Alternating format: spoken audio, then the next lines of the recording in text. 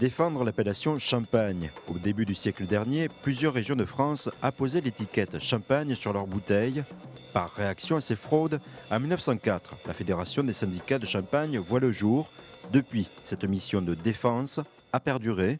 Yves Joly garde le souvenir de nombreuses luttes, notamment en 1988, lors de la création de l'antenne locale du syndicat à Bar-sur-Seine. Deux vignerons ont profité d'un vide juridique européen qui leur autorisait à planter, à aller acheter des vignes qui n'étaient pas sur des zones en appellation Champagne, devenir propriétaires de ces vignes-là et arracher ces vignes-là pour les transférer sur de la zone en appellation Champagne.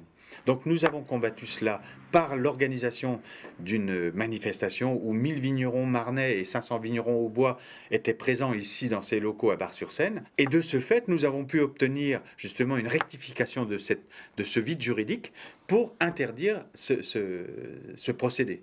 D'une simple permanence hebdomadaire, l'antenne du syndicat général des vignerons de Bar-sur-Seine a étoffé ses services. Aujourd'hui, Benoît Sten et 3 autres salariés effectuent leur mission en continu. Alors, le syndicat des vignerons, c'est 4 missions principales. Vous avez la mission de défendre les vignerons et le champagne, de représenter les vignerons. En les rassemblant, on les représente dans toutes les instances qui sont aujourd'hui nécessaires.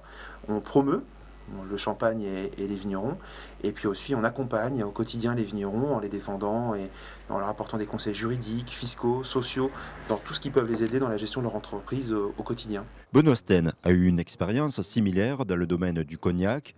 Tout comme le champagne, il s'agit d'un produit prestigieux, internationalement connu, mais les similitudes s'arrêtent là. Il y a clairement ici en Champagne une discipline collective, une volonté de travailler ensemble, qui est certainement liée à l'histoire, à ces 100 ans que les vignerons nous parlent très régulièrement, et qui a fait qu'il y a un esprit de corps qui n'existe quasiment nulle part ailleurs.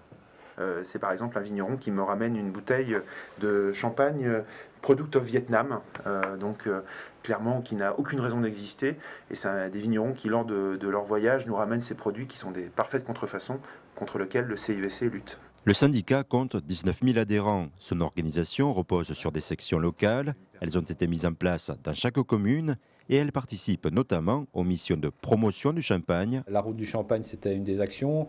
À notre niveau aussi, c'est l'organisation de la Saint-Vincent en alternance avec d'autres communes de la vallée. L'échelon local ne suffit pas. À l'échelon national et international, les dossiers d'actualité sont nombreux. Défendre l'appellation Champagne, ça passe par une multitude de problématiques et donc une multitude de solutions que nous devons y apporter.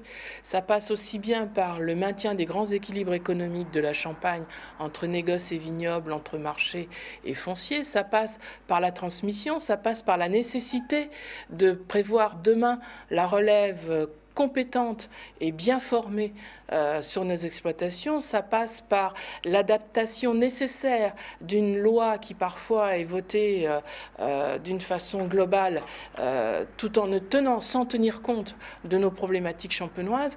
C'est aujourd'hui une veille permanente pour que l'AOC Champagne, dans sa spécificité, puisse continuer à être une spécificité. Quotidiennement, le syndicat effectue une veille législative. Fiscalité, droit du travail, les parlementaires sont interpellés si nécessaire. Les dossiers de fond et d'actualité concernent la révision de l'aire géographique, la réécriture du cahier des charges de l'AOC et le manque d'engouement pour ces métiers, alors que près de 10 000 postes seront à pourvoir d'ici 20 ans.